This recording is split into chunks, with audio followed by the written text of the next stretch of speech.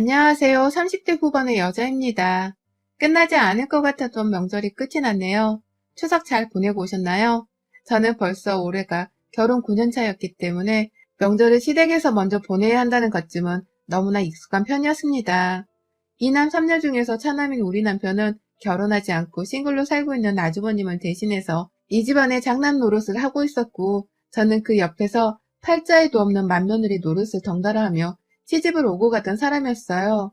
그냥 결혼하면서부터 이렇게 사는 게 너무 당연했기 때문에 그 사이 한 번도 힘들다고 토를 달거나 남편한테 쓴소리를 한 적도 없습니다. 우리 남편이 아니면 혼자 사는 불쌍한 아주버님을 매번 명절마다 북적대는 가족들 틈에 데려와야 하는 게 아니냐면서 시어머니가 하도 큰아드니 걱정만 늘어져라 하셨는지라 제가 거기에 감히 내 남편이 더 불쌍하지 않냐는 말 한마디를 할 수가 없었죠. 저도 참고 남편도 참고 살다 보니 시부모님도 우리 남편을 맏아들로 거의 바꿔서 생각을 하기 시작했고, 뭐 그렇게 제가 9년째 이 집안의 제사를 책임지고 있게 되었네요. 제가 맏며느리로 군림을 하고 있는 저희 시댁은 지방에서도 정말 총구석에 들어가 있는 집입니다. 그나마 시어머니가 밭일을 하면서 시장에 내다 팔던 돈으로 자식들을 건사시켰다고 하시고, 시아버지는 젊은 적부터 무능함의 극치였다고 해요. 그 소리를 저는 남편을 통해서 그 입으로 직접 전해 들었고요. 하도 시아버지가 가장 노릇을 못하니 시어머니가 자식들 공부를 악바리처럼 시켜가며 어떻게든 경제적으로 독립을 할 수 있게끔 가르치셨다고 합니다. 그런데 이놈의 자식들은 제 남편을 빼놓곤 아무도 제대로 머리를 쓰거나 굴려볼 생각을 하지 못했고, 결국 대학이며 멀쩡한 직장에 취직을 한 건 제 남편 하나뿐이었습니다. 그 길로 남편은 서울에서 완전히 자리를 잡았고, 그 아주버님이나 새 시누이들은 지 오빠 콩고물을 얻어먹겠다고 서울로 따라 이사를 왔어요. 그러다 운이 잘 풀린 건지 아주버님은 장사를 시작하셨다가 나름 중박을 치시고는 현재 자기 집도 사고 차도 산 채로 혼자서 살고 계시고, 시누이들은 둘은 시집가고 하나는 취업 준비를 하고 있는데 지금은 어쩌고 있는지 잘 모르겠네요. 아무튼 이 집안에서는 누구 하나 정말 잘났다고 할 사람도 없고, 누구 하나 힘들 때 도움을 요청할 수 있겠다 싶은 사람 하나가 없었습니다. 모두 다 저희 부부의 등골만 빼먹으려고 작정을 한 사람들 같았어요. 저희 남편은 잘 살고 있음에도 자기 집안일에 관심 자체가 없어서 장남이기를 포기한 아주버님을 대신해서 매번 제삿날에 음식 준비하라고 시부모님께 용돈도 두둑이 보내왔고요. 또 가장 먼저 명절에 시댁에 가서는 여기저기 찾아오는 친인척 애들 세뱃돈도 책임지고 주고, 장남 노릇 한다면서 시부모님이 필요하다 하시는 돈이 있으면 매번 재빨리 보내드리곤 하면서 경제적인 책임까지 엄청 지고 살았습니다. 무뚝뚝한 편인 남편은 이런 걸 저한테 시시콜콜 말하면서 허락을 받고 돈을 지불하지 않은 채 모른 척 제게 비밀로 하고는 자기 혼자 돈을 보내드리곤 했죠. 엄연히 남편이 벌어오던 돈이긴 했으나 저희가 부부이고 우리가 함께 일고 나갈 가정이 있는데 자기 혼자 지 실행을 챙기느라 돈을 펑펑 쓰는 남편이 참 야속하고 밉기도 했습니다. 제가 그 꼴 보기가 너무 싫어서 급기야 30 중반에 재취업을 했어요. 제 돈 벌어서 저도 제 친정을 잘 챙겨줄 거라면서 말이죠. 그렇게 남편이 시댁에 퍼주듯이 하고 살다 보니 당연스레 우리 남편이나 저한테 고마워하는 경우도 있었으나 더욱 우습게 보는 경우가 다반사였습니다. 아주버님은 생전 도움 한번 주시질 않고 혼자 독고다이로 사나 싶더니만 자기 가게에 인테리어 하나 바꾸고 싶다면서 글쎄 저희 남편한테 돈 300만 원을 빌려 썼더라고요. 그게 벌써 7년 전인데 남편은 그걸 등신처럼 그냥 퍼다 줬다가 7년이 지난 여태까지 돈을 도로 돌려받지 못했습니다. 지 형인데 돈 달란 말을 어떻게 하냐면서 아주버님 앞에서는 그 돈에 대한 말 한마디조차 꺼내지 못하고 있어요. 정말 세상의 등신도 이런 상등신이 따로 없다니까요. 그런데 그뿐만이 아닙니다. 저희 첫째 시누이는 그나마 남편을 잘 만난 건지 결혼하고 나서는 시집가 소식이 뜸한 편이었는데요. 둘째랑 셋째 시누이들은 정말 제 남편 없으면 숨도 못 쉬는 머저리들이었어요. 둘째 시누이는 자기 결혼할 때 결혼자금은 대달라며 다른 사람도 아닌 저희 남편한테 부탁을 했습니다. 자기도 시댁에 꿀리고 싶지 않다나 뭐라나 하면서 말이죠. 왜 지 결혼하는데 필요한 돈을 우리 남편한테 부탁하는지는 모르겠지만 남편은 또 그걸 좋다면서 허락을 했더라고요. 얼마나 꼬졌는지는 잘 모르겠지만 신우이가 결혼 끝나고 나서 저한테 한다는 말이 언니, 오빠한테 고맙다고 전해줘요. 나 오빠 아니었으면 이 식장 예약도 못했어. 라고 하더군요. 그때 저도 알았죠. 내 남편이 지 동생 식장까지 직접 예약을 해줬다는 걸 말입니다. 그 후로도 저 아플 때나 바쁠 때에 상관없이 애를 낳고서는 자기 부부 데이트를 간다면서 상의도 없이 지혜를 저녁에 맡겨놓았다가 밤 12시가 다 되어 찾아가기도 했고요. 저희 친정에서 때마다 김장을 보내주는데 그거 한번 맛보고 나서는 자기 남편이 너무 좋아를 한다면서 철마다 집에 찾아와서는 우리 엄마 김치를 탐냈어요. 한 박스만 담아달라면서 지네 집에서 락앤란 통을 가져와 구걸하는 최악의 모습까지 염치 없게도 잘 보이곤 했습니다. 기분 나쁜 척을 하고 떨떠름한 표정을 많이 지어 보여도 신우이는 절대로 눈 하나 깜빡하지 않은 채 저한테 달라는 건 다 부탁했어요.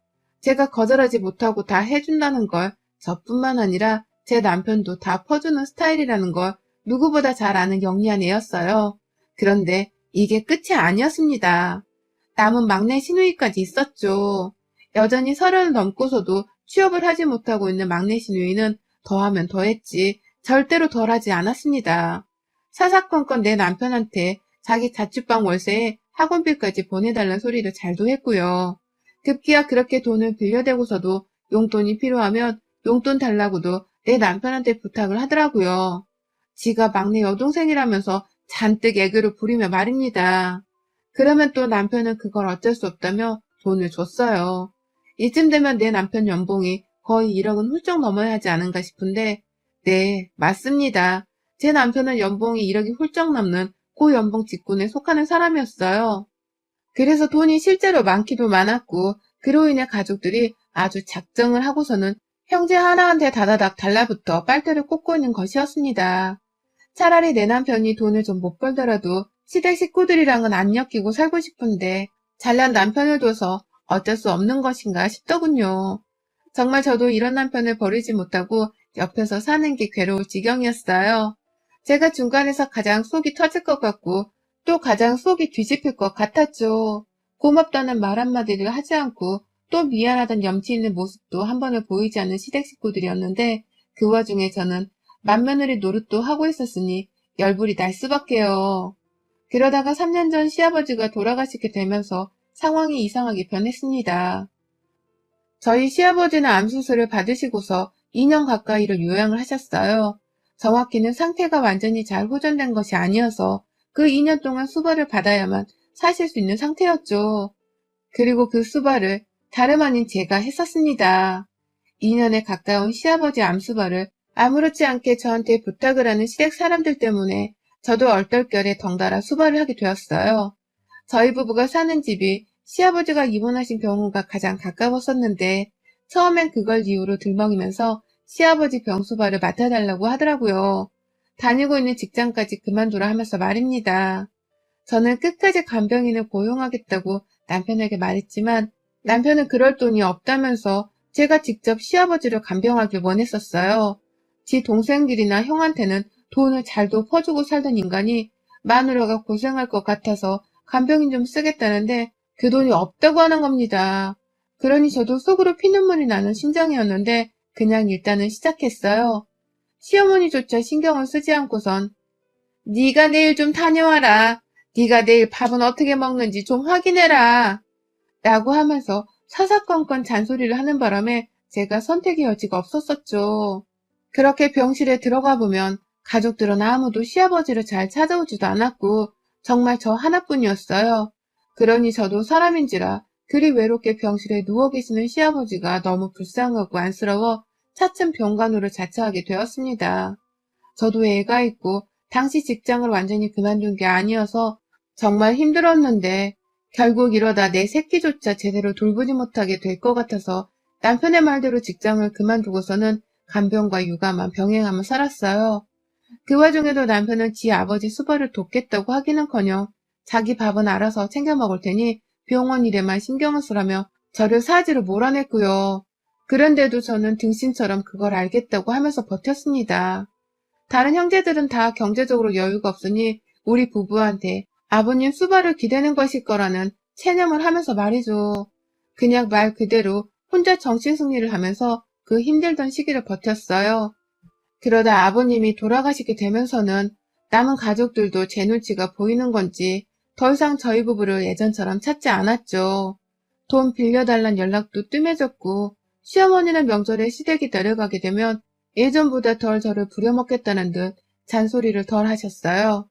막내 시누이도 시어머니한테서 잔소리를 들은 건지 더 이상 지 학원비까지 내달란 소리를 염치 없게 하지 않았고요. 그렇게 겨우 있나 싶었는데 이게 무슨 날벼락인지 이번 추석 전에 시어머니가 할 말이 있다면서 일주일이나 먼저 시댁에 내려와 주면 안 되겠냐며 연락이 오셨어요. 저는 남편이랑 같이 차를 타고 이동을 해야 하기 때문에 당연히 안 된다고 먼저 거절을 하긴 했습니다. 얘 학교 일정도 있어서 제가 함부로 연휴 일정을 바꿀 수 없다며 말이죠. 처음에 알겠다고 하고는 전화를 끊으신 시어머니셨는데 아니 글쎄 다음날 저희 집에 있는 서울로 직접 올라오실지 뭐예요. 바로 전날 전화통화를 했을 때는 한마디도 안 하셨는데 말입니다. 갑자기 찾아와서는 같이 서울에서 지내다가 시골집으로 명절을 보내러 내려가고 싶다며 말씀을 하니까 저도 불편했지만 어쩔 수 없으니 그러자고 했습니다. 그러나 시어머니는 저희 집에서 지내는 그 일주일가량의 추석 전 시간 동안 저는 정말 지옥을 경험했습니다. 지금도 그 후유증이 상당하고요. 글쎄 집에 있는 저를 붙잡고 시어머니가 둘째 날 아침부터 그러시는 거예요. 자기가 유방암이라고 말입니다. 너무 안타까운 소식이었고 그래서 저도 충분히 어머님이 불안해하거나 속상해하는 그 심정을 알 것도 같았어요. 그런데 말이 좀 이상했어요. 자기가 유방암이라는 말을 저한테 거듭 강조를 하더니만 지금 당장 수술을 받고서 입원을 해야 하는데 간병을 해달라 하는 겁니다. 자식을 5이나 두신 분이 저한테 말이죠. 갑자기 불현듯 몇 년 전에 2년간 혼자서 외롭고 처절하게 시아버지 병간호를 했던 것이 생각이 나면서 순간 화가 나려 하더라고요. 화나는 건 둘째치고 이번만큼은 또다시 혼자 고생할 일을 만들지 않겠다면서 생각을 고쳐먹으려고도 했죠. 그래서 어머님께 말씀을 드렸어요. 남편한테 먼저 말씀하신 거죠? 아가씨랑 아주버님도 알고 계시는 거죠? 라고 말이죠. 그런데 어머님이 뭘 하시는 줄 아세요? 이미 첫째 시누이는 알고 있고 서울에 와서 암검사를 받을 때에도 첫째 시누이가 동행을 했으며 첫째 시누이 집에서 하루를 잤다고 하더군요. 그런데 수술을 받고 간병을 하는 것까진 첫째 시누이한테 부탁을 하기 싫다면서 저한테 찾아오신 겁니다. 자기 자식들은 자기 걱정을 하다가 고생도 하고 스트레스를 받아 힘들 게 뻔하니 간병을 시킬 수 없다면서 말이죠. 참나. 이게 도대체 무슨 경우냐고요. 자식들이 힘들고 고생할 건 걱정이 되면서 며느리가 힘들고 고생할 건 생각이 들지 않는다는 말과 다를 게 뭐냔 말입니다. 순간 저도 욱해서 그럼 저는요? 저도 고생하고 힘든데요, 어머님. 저 시아버지 때도 저 혼자 2년간 수발한 거 잊으셨어요? 저 혼자 힘들게 했던 거. 라고 말씀을 드렸더니만 어머님이 그러시더라고요. 그래, 네가 며느리니까 그건 해야 했지. 네 남편이 가장 돈도 잘 벌고 네가 맏며느리니까 네가 했어야 할 일이고. 라고 말이죠. 이 말을 아주 뻔뻔하게 하고는 제 시선을 자연스레 피하시는데 본인도 그리 떳떳하지 못한 걸 안다는 걸 직감했습니다. 그런데도 저한테 뻔뻔하게 자기 유방암 수술에 입원 후까지 옆에서 간병을 해달라 부탁하는 꼴이 우스웠죠. 하지만 더 큰 분노는 그 후에 찾아왔어요. 남편에게 어머님의 유방암 진단과 수술에 대해서 말을 했는데 남편이 그러더라고요. 그럼 당신이 해야지. 우리 중에 누가 해 그걸. 라고 말입니다. 그러고도 자기도 좀 잔인했다 싶었는지. 그러니까 내 말은 당신이 집에서 쉬는데 당신이 제격이라는 거지. 라면서 한마디를 더 덧붙이더라고요. 당연히 제가 해야 할 일인 거라는 말에는 변함이 없었고요. 저도 아이가 있고 제 부모님도 요즘 나이가 드셨다고 크고 작은 병치레를 자주 하셨던 바람에 제 정신도 온전치 못했습니다. 그럼에도 하나를 꼭 챙겨야 한다면 저는 당연히 제가 제 몸 아파 낳은 제 자식이나 제 부모님을 챙길 것이고요.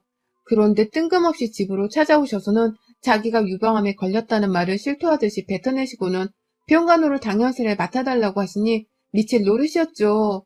게다가 저랑 같이 집에서 가정주부로 살고 있는 첫째 시누이도 이미 어머님의 병을 알고 있다는데 어째 한번 이런 부탁을 할 때 먼저 전화를 해서는 자기 엄마를 잘 부탁한다는 양해를 구할 생각도 못하고 있는 건지.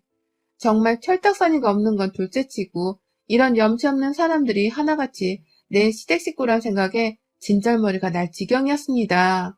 정말로 이러다가는 이제 더 이상 직장을 다니지도 않고 있고 집에서 가정주부로 살고 있는 제가 딱 시어머니 병간호까지 하게 생겼더라고요. 시아버지의 2년 암수발에 이어서 2021년도에도 말입니다. 그러니 저는 고민을 할 것도 없이 이번만큼은 절대로 그냥 넘어가지 않겠다고 다짐을 했어요. 그 와중에 저희 집에서 며칠 더 묵으면서 자기 수술 날짜가 다 와가는데 빨리 결정을 하라고 보채는 것도 모자라 안부 연락조차 한 번을 제대로 하지 않고 지내던 큰 아주버님에 이어서 둘째 시누이 그리고 막내 시누이까지 다 같이 작정을 한 듯이 저한테 전화를 해서는 자기 엄마를 잘 부탁한다고 미리 밑작업을 하듯 인사를 건네는데요. 진짜 환장하겠더라고요. 이 집안 식구들이 나를 쏙 빼놓고서는 자기들끼리 뒤에서 속닥속닥거리며 또다시 며느리한테 부모 병수발을 들게 하자고 작전을 짰다는 것이 한눈에 보일 지경이었습니다. 급기야 저랑 같이 주부로 시간 널널하게 일하고 있는 큰 시누이 그리고 취업 준비한다고 명백히 백수로 살고 있던 막내 시누이는 나를 잡아서 추석 연휴가 시작되기 바로 직전에 저희 집을 찾았어요. 저희 부부가 어머님을 모시고서 시댁으로 내려가기 전날이었어요. 자기 엄마가 지방으로 다시 내려가기 전 얼굴 한 번을 보겠다면서 감히 제 집안에 연락도 없이 들이닥쳤더라고요. 지 엄마가 한 것처럼 똑같이 말입니다. 그리고는 글쎄 시누이 둘이서 번갈아 가며 말하더라고요. 우리 사는 게 너무 바쁜데 언니는 우리보다 여유가 있으니까 언니가 우리 엄마 간병하는 게 맞지. 언니가 안 하면 우리가 간병인을 써야 하는데 설마 간병인이 언니보다 우리 엄마를 잘 돌보겠어요? 아니잖아요. 언니가 우리 아빠 병수발도 그렇게 잘 들었는데 우리 엄마 병수발은 그때 경험이 있으니 완전 껌일 거 아니야. 그리고 언니는 우리 집 맏며느리기도 하고 라고 하면서 말입니다. 노인의 병간호를 하는데 쉬운 게 어디 있나요? 이전에 병간호를 한번 해봤다고 해서 껌일 건 또 뭐냐고요. 병수발이라는 건 매 순간 힘들고 괴로운 거고 그 상대가 내 부모여도 죽겠는데 내 부모도 아닌 시부모이면 속에서 얼마나 천불이 나겠냐고요. 누가 나한테 병간호를 했다면서 간병인처럼 월급을 주는 것도 아니고 그냥 말 그대로 공짜로 노동값을 제공하는 것과 다름이 없는 것이었는데 말입니다. 시누이들이 갑자기 찾아와 이런 말을 하면서 저를 마치 회유하려고 하는데 보이니 저도 도대체 표정 관리를 할 수 없었어요. 제 뒤에서 남편은 자기 여동생들을 그저 바라만 보면서 아무 말이 없더니만 처음 꺼낸다는 말이 우리 엄마 많이 아프겠다 였고요. 제가 정말 최대한 이성적으로 말하면서 거절하고 상황 정리를 하려 했습니다. 남편이 그 와중에 지 엄마 아픈 걱정만 하고 있는 걸 보니 이성을 잃을 수밖에 없었습니다. 그 자리에서 바로 첫째 시누이한테 쏘아댔어요. 염치가 있었으면 여기까지 못 왔을 텐데 와서 이런 부탁을 눈 하나 깜빡 안 하고 하는 걸 보니 정말 내가 아는 그 무식한 시댁이 맞긴 맞네. 지 아버지로도 모자라 이젠 하다하다 지들 엄마까지 나한테 떠넘기려고 하는 걸 좀 보소. 내가 2년간 니들 아버지 병수발 드는 동안 니들이 나한테 힘내라고 말 한마디를 따뜻하게 해준 적 있니?